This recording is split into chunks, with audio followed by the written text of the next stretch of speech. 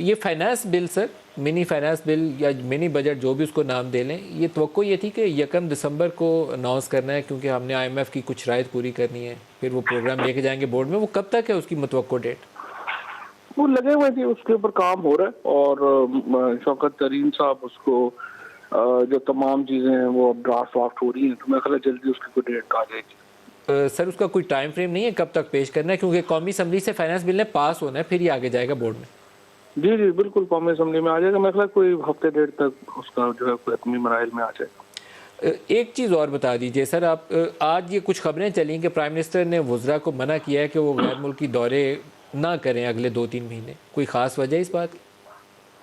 ये बड़ा अनफॉर्चुनेट है कि एक हमारे कुछ सहाफती दोस्तों ने ये बना लिया है कि अफवाहें फैलाना बाहर बैठ के, और एक सनसनी हर वक्त हमारा दिल होता है कि कोई ना कोई रात को चूरन चलन बनाने के लिए कोई ना कोई बनता ही रहे।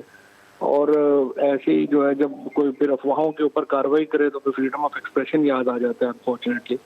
कोई इसकी ना कोई कॉन्टेस्ट ना कुछ, ऑस्टेरिटी के ऊपर पहले भी PM 1000 दफा बात कर चुके हैं। दौरे हमारे वैसे ही कुछ जो है कैबिनेट्स के बड़े कम है और थोड़ा सा आसान बता दें कि प्राइम मिनिस्टर ने वुज़रा को गैर मुल्की दौरों पे इसलिए मना किया कि गैर ज़रूरी अखराजात ना आए, पैसे बचाए जाएं। पहले ये भी काम हो चुका है, कोई इसमें कोई बात इसमें नहीं है। पहले भी हर कैबिनेट मीटिंग में ये एजेंडा होता है और उसमें वो कहते हैं कि कम से कम दौरे होने चाहिए, सिर्फ जरूरी दौरे होने चाहिए, इस तरह की बात। तो आपके ख्याल में ये प्रिंसिपल पोजीशन थी प्राइम मिनिस्टर की जिसको उन्होंने दोहराया, कोई खास इसकी और कोई पॉलिटिकल रीजन नहीं थी? पॉलिटिकल रीजन बिल्कुल भी नहीं थी। ट्विस्ट देने का हमारे यहाँ एक रिवाज है हर चीज़।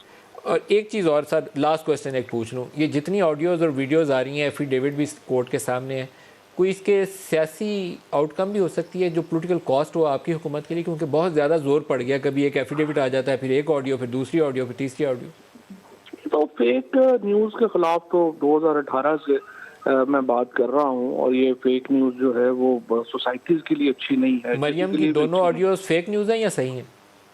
देखिए, एक इसमें जैसे साकिब निसार साहब का ऑडियो, वो तो वो खुद एतराफ़ कर गई है ना। वो तो कहती है मेरा, जिसमें आपका भी काफ़ी उन्होंने जिक्र खैर किया अल्हम्दुलिल्लाह, तो वो खुद एतराफ़ कर चुकी हैं कि उनकी वीडियो है और वो बाहर जो है जो जिस तरह से भी आई है जो भी आई। लेकिन असूली तौर के ऊपर ये जो एक हम इस वक्त ये सिर्फ हमारा प्रॉब्लम नहीं है, पूरी दुनिया का इस वक्त ये एक इशू है जिससे वो फेस कर रही है।